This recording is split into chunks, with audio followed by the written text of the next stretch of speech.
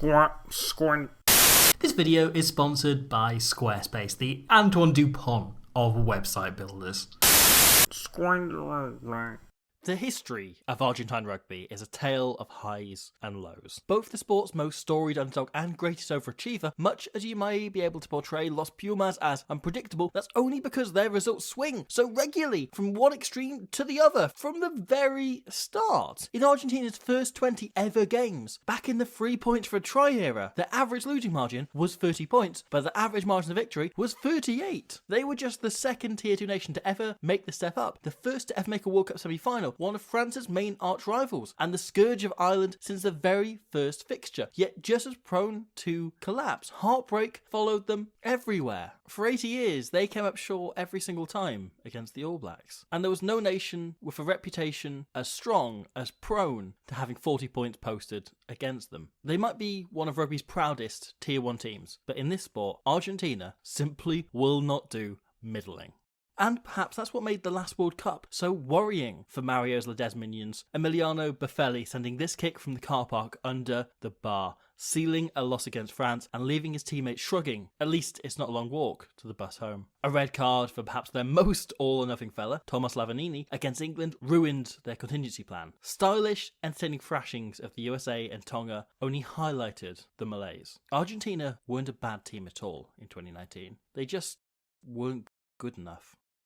What a difference 4 years makes. Despite a pandemic that kept them on the road for 3 years straight and tore the team apart and scattered them across the 7 leagues, Argentina are once again rivaling France as the nation whose rugby stock has sold the most since Japan 2019. So what's changed in Argentine rugby? How have they produced so many of these all-time great results? And could they kick on and deliver another high this September, just as they did last time the World Cup was in France in 2007? For all the highs that are yet to come, this 4-year cycle did leave Argentina at perhaps an all-time low. Faced with enormous financial insecurity as the pandemic began, Los Jaguares, the club containing almost their entire international side, not to mention the best mascot in all of rugby, this was the most heartbreaking part, fell apart. Virtually the entire Argentina squad found themselves unemployed in the middle of a pandemic, and even once they had games on the horizon, the team found themselves locked in hotels, protocols demanding they organised line-out calls over Zoom and do reps in the bathroom. This footage from the time suggests Argentina were trapped inside a living hell, isolated from their friends and family, quarantined from each other, no idea where the next paycheck was going to come from in a lot of their cases, and trying to frantically organise with their agent whilst jogging on the spot to just get some exercise in. This rose to an enormous emotional boil. Finally freed and able to come together to play the All Blacks, their great white whale, who they'd never beaten in 80 years of games. Despite now playing them twice every single year, Argentina put together maybe the best performance in their history to finally defeat New Zealand for the first time ever. And that game was a perfect storm. A uniquely motivated team up against an All Black side at the start of a dip. A group of players who never felt their sacrifices more keenly, willing to do anything to get that result. It was a beautiful, inspiring, wonderful thing to witness. Pablo Matera, Julio Montoya, Marcos Kremer, Nico Sanchez, almost unplayably good as they took apart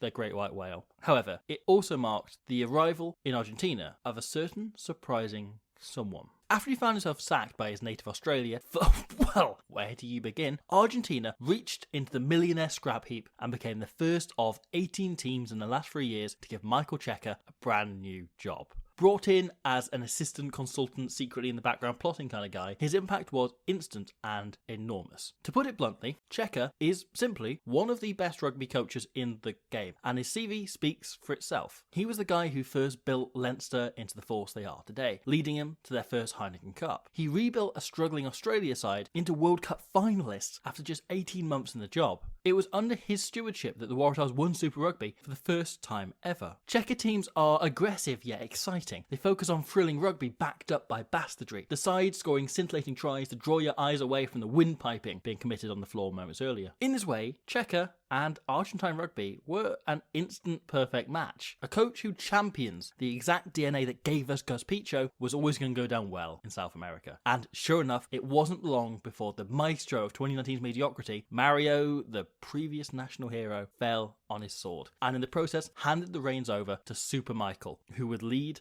Argentina into 2023 as their Entrenador Suprema. However, whilst Checker teams typically focus on attack, which with Argentina he's entrusted to Felipe Contepomi, another legendary player who in his time answered the question, what if someone told Butch James he was played by Tom Cruise, and had a very successful spell at Leinster himself during that time, and is set to take over as head coach after the World Cup. It's without the ball that Checkers Argentina have really built their identity. In the last year-ish, Los Pumas have won at Twickenham for just the second time ever, won a series against Scotland, smashed Argentina, and defeated the All Blacks in New Zealand. Something they'd never managed in 50 years of trying. And whilst they scored some lovely tries along the way, all of this was fundamentally built on their defence. Last year, Checker appointed former rugby league psychopath David Kidwell as Argentina's new defence coach. Despite being well storied in Northern Ball, Kidwell's sole union experience came in the form of a week's sessions with Japan right before the last World Cup. Otherwise, Kidwell hadn't experienced rugby union at all since he was playing both codes in his early teens. This was the plan. Kidwell would provide a fresh pair of eyes on a part of the game that had started to homogenise. Rugby league coaches have dominated union defence coach jobs for decades, and as such, almost every team in Test match rugby tackles like rugby league sides do. Two players enter, the first takes the legs to stop the ball carrier's momentum, and another goes high to target the ball, and both stop a potential offload and slow down the recycle once it hits the ground. Kind of doing the same as this like little wiggle they always do in rugby league, like this little like jive on the floor. They're kind of doing that, but like in a ruck and rolling away and whatever. When his move to union was first floated, Kidwell said the core difference between the two that he'd learned from playing both as a youngster is that at under 12s level, in league, you're coached to double tackle, with one guy going high, one guy going low. But in union, you're coached to just go low and tackle alone. And so, he and Checker have now pooled that unique combination of fresh perspective, rugby union knowledge that stops at under 12s, and a dozen years of coaching NRL psychopaths to freewheel their shoulders into unlikely places, and in the process, might have created a new defensive template that teams could well be adopting for some years to come.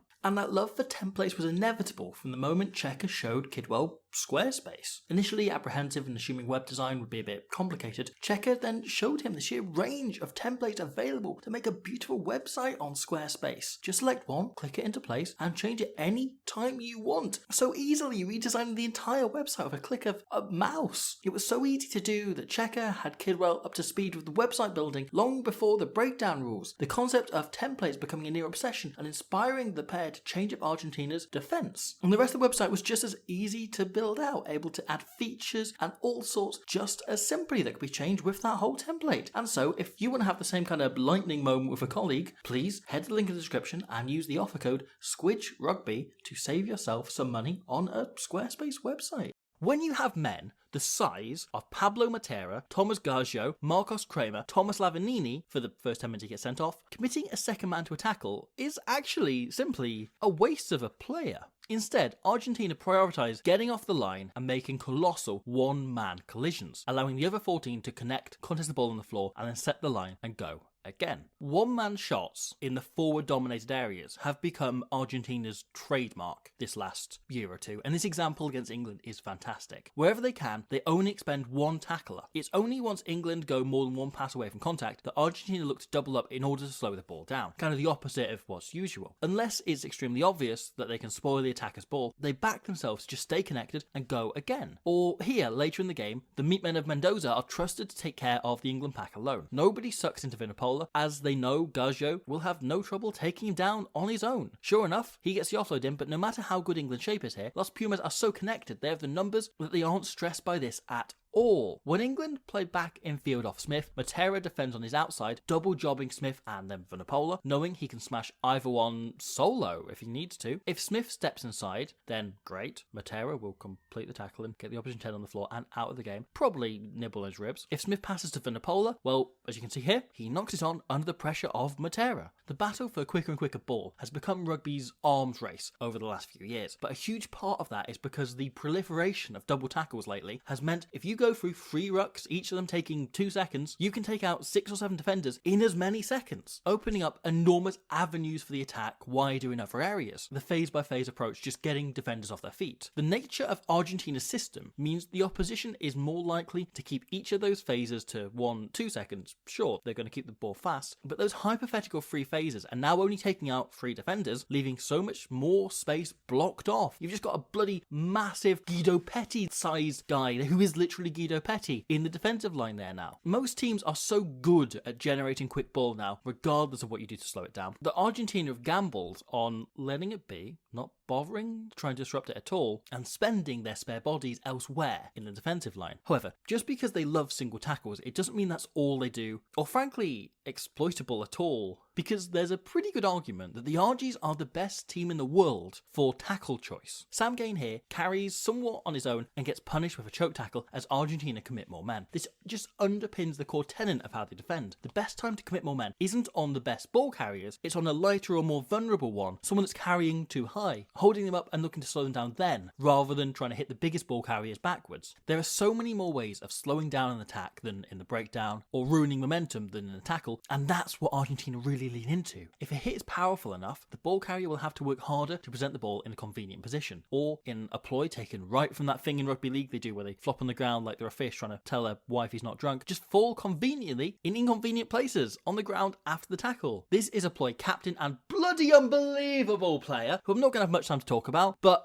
heckin' Nora is he good, Julian Montoya loves, rolling into a position that's only just not penalisable. Somewhere that's, not very nice for the nine, somewhere that gets in the way but doesn't kill the ball. Here, he's sort of in the way of Leicester teammate Young's passing channel to Sinclair, but not now, so the scrum half picks up and goes and gives it to an isolated winger. England then go through 10 phases, people get sick of that joke at some point, but not today, before Marcus Smith gets bored and puts up a really forced crossfield bomb, which Mateo Carreras fields and replies to fantastically. England have rapidly gone from a promising attack to a fairly neutral kicking battle in the middle third of the pitch, all because Argentina resisted the temptation to steal the ball on the floor or give a penalty away. That discipline improving has been another huge factor in this year. This tactical approach of only piling numbers in when completely necessary often grants Montoya's monsters crucial turnovers, such as this one by glorious loosehead Thomas Garshow. So much fun to watch. If you don't know much about Thomas Garshow, please treat yourself. Go and watch some clips and play for Benetton. There's a couple of them here. Watch him running with the ball. He's going to be so much fun at the World Cup. And he's also still very useful at the breakdown. Let's go back to the example I was using. Montoya's chop tackle here simply gift wraps the ball for Garshow, and the only way Bodie can clear out Benetton's most beautiful brute is by coming in the side,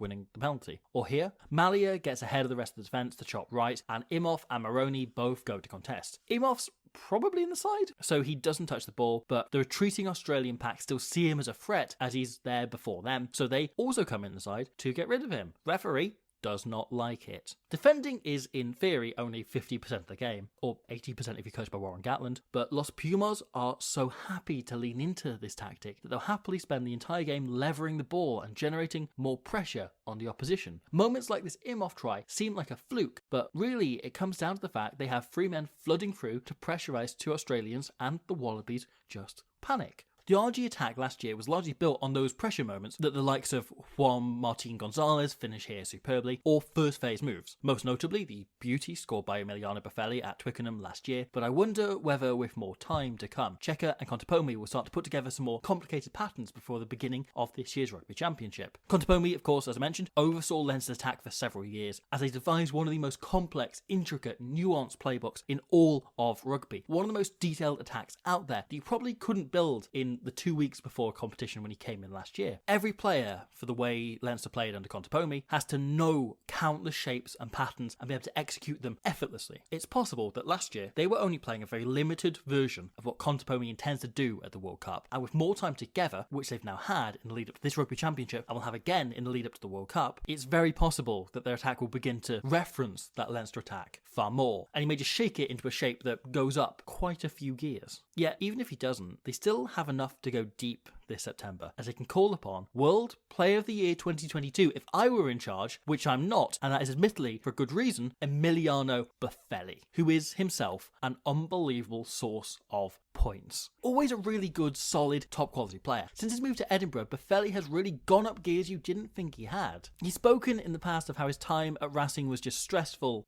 born out of that period of unemployment post-pandemic, and it was only coming to Edinburgh that he's found the joy and learned to love watching rugby Rugby again. And tell you what, watching him play, you'll fall back in love with it as well. Last year, King Boff was quite simply the best back three player in the world, possibly the best player in the world on form. Imperious in the air, a world-class goal kicker, scores countless crucial tries and always comes up with big defensive reads. Boffelli is the sort of player who rarely makes mistakes in a less than sensible backline. Man of the match in both the wins over England and New Zealand last year, two of the biggest Los Pumas results ever recorded. Boffelli is the absolute complete package. He's a guy who just had this innate feel for the energy of a game. Almost every big moment he has comes right as the game is on a turning point, be it a huge penalty, a crucial kick, a massive tackle, or simply a superb kick to turn around territory. We're talking about a guy who could single-handedly, or more accurately single-footedly, get Argentina into the knockouts and potentially into the semi-finals with the pretty generous draw they've had fall their way. This cause for belief is further compounded by genuine world-class talent seemingly falling out of a tree and into their back row at some point last year in the form of Juan Martín González. Maybe the most generically named Argentine rugby player ever, the incredible thing about González is how often he gets the ball and you find yourself shouting, "Go on him off!" Because González is a flanker who,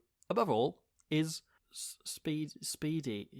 González is speedy. Shoot me in the head. As well as scoring bullshit tries like the one against the All Blacks, who, by the way, are meant to be one of the best rugby teams on the planet, or this winning try against Romania, who are also one of the best rugby teams on the planet, and I won't hear otherwise, González is just such a nuisance around the park. This steal in contact is commonplace for him, like filling out a spreadsheet in González land, and huge shots like this are standard, as are brilliant chop tackles. Last year, González became the full-time carer of Villy LaRue's ankles, and it's clear he wants to add a few more to his collection, as well as Dan Lydiat's reputation as the professional game's best ever ankle eater by specialising in textbook chop tackles. This is a particularly great one, getting his man to the ground immediately so that Montoya can get right over the ball and gift Argentina 3 points. It comes back to Kidwell's philosophy on tackling. One player goes in low, which allows the others to play their roles. He's a guy it's almost impossible to play against. England, Japan and Chile in defence will need to be cautious of giving this guy any room whatsoever because he can accelerate like Marika Corambetti on an escalator, but in attack, it's a lose-lose situation. He's almost custom built for Argentina's one-man tackle policy. Not only is he a brilliant exponent of the melt the opposition down, eat him and sell his bones to a collector tactic, but he's equally capable of leaping athletically to achieve an astonishing ankle grabber. During every kicking battle, England or Japan may need to work that little bit harder to account for his ridiculous ability to pick up scraps and just go the distance. If you're, I don't know, Ollie Chesham, Kaita Inagaki, Raimundo Martinez, or any other forward likely to be lingering in a pool D midfield, you just have to find him and block him from getting there in the first place because you cannot take the chance. Every part of this Argentine team as a package just complements the last. It's a growing powerhouse that's starting to look very, very frightening. And yet, there is just one catch. And that catcher's name is Michael Cheika. Michael Cheika is one of the best rugby coaches in the world, right? But he's also one of the most stubborn men you'll ever meet and prone to a lovely shouting match. Cheika loves coaching, he loves making millions for selling jeans, but he also bloody loves to dress a player down by screaming in their face. His coaching style, shriek first, ask questions later, listen to the answers never, has seen him burn out every team he's ever coached. Shouting, screaming, dressing down has a shelf life before it stops motivating players and merely just gets them down and ruins squad morale. And as we saw in 2019, his point-blank refusal to compromise on his tactics and employ any level of tactical kicking game in the quarter-final because he didn't believe that was the Wallaby way, left Argentina forced to throw passes like this from their own 22 because he forbade them from kicking, and yeah, saw him fired just days after the quarterfinal, something people were speculating would happen even before kickoff came, after rumours of discontent started spilling out the Wallaby camp from the very start of the tournament. It's the same at near enough every team he's ever coached. Initially brilliant, turns around whatever situation they were in, period of sustained competitiveness and success, and then the players get tired and things fall apart. Argentine rugby has always been about the highs and the lows. It's been a study of extremes, and there are two questions which are likely to decide the way things go in France this autumn. 1. How far along the Cheika cycle are Argentina? His teams typically have 18 months nailed on of great form, good results and absolute gold before things start to take a turn. They tend to plateau before they go and this World Cup starts 17 months into his regime. So it's hard to say where they're going to be. And question 2, has he changed? Being booted out of your home country's test team because of your belligerence surely changes a guy. And being given this second chance to take a pot shot at a World Cup is huge. He's also spent a bunch of the last few years reconnecting with his Lebanese roots, coaching their National Rugby League team, and possibly juggling 2 jobs as well, has made him approach this all very differently. There's every chance that Cheika could be a changed guy heading into this World Cup, and could be doing things very differently. For one, he's doing it now in Spanish, because the ultimate all-or-nothing coach has met the ultimate all-or-nothing team. Argentina head into the Rugby Championship with a great optimism, yet little expectation, and then arrive at a World Cup knowing exactly the task before them. Chile and Samoa in the middle will provide solid hitouts. Japan, last up in the pool stage, may define their tournament, but England in their opening game may just provide the opportunity to hit that high from an off and repeat the omen of 2007. Their best ever World Cup result, kick-started by a win at Twickenham 1 year earlier. 2019 might have seen a first ever plateau, but Argentina this time out will be heading in knowing they've got every excuse to once again hit a high.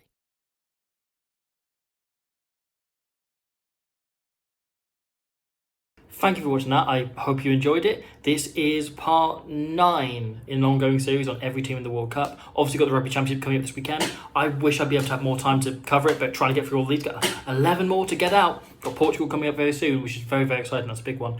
Unfortunately, I won't have as much time. I've also got a little bonus extra video going up early next week to mark this, the new issue of Rugby World, which I have guest edited, which is very, very exciting. The first time they've let an idiot edit Rugby World, so that's a real honour to be the first there. Otherwise, please have a look around, please look for more of these, and I'll see you very soon. But in the meantime, this Saturday, enjoy the more rugby. Those of us who have been in Argentina for the last 3 weeks have certainly realised that the interest in rugby union football is deeper and far more knowledgeable than we had previously thought. I think that you at home too will agree that the standard of the football is a lot higher than perhaps you had appreciated previously. I'm sure you at home will agree that the standard of Argentinian football is a lot higher than perhaps many of you gave credit for. Well, with me I have the manager of the Welsh touring party in South America, Glyn Morgan. What about the standard of the Argentine Rugby Union football? It's a lot higher than it's been, isn't it? Yeah. Your first reaction to the Pumas win, Glyn? They are certainly a much more capable side than we had led to believe when we left home. What about the standard of the Argentine Rugby Union football? The rest of the party now come back to Wales. I, unfortunately, and I really mean that, have to go on to Mexico.